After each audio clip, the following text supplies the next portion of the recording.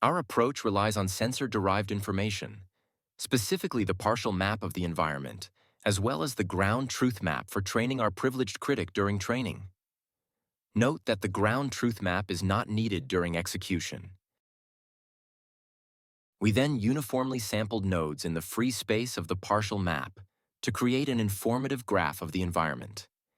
Each node in the informative graph contains various node features, such as its utility. We also compute the frontier's distribution of each node in the informative graph.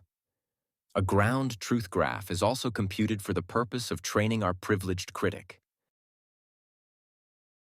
Now we present Marvel's neural architecture. We introduce a new approach to modeling frontier distributions within our encoder. We begin by discretizing the heading space at each node in the graph into 36 uniform bins. For each bin, we calculate the number of observable frontiers, with the values normalized accordingly. Next, we apply a 1D convolution to capture the spatial relationships within the frontier distributions. This result is then concatenated with the embedded informative graph. Finally, the combined output is fed into stacked masked self-attention layers to learn the spatial dependencies of the partial map.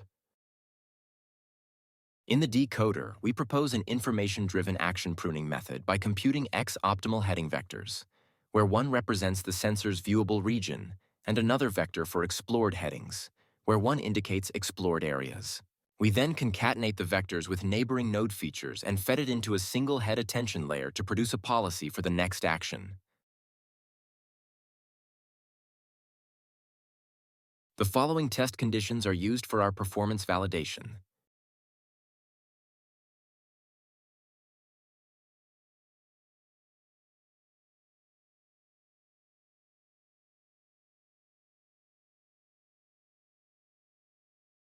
We also tested Marvel by varying the number of agents, FOV, and sensor range. We demonstrate Marvel's generalizability in large-scale environments and adaptability to teams with varying sensor configurations, all without additional training.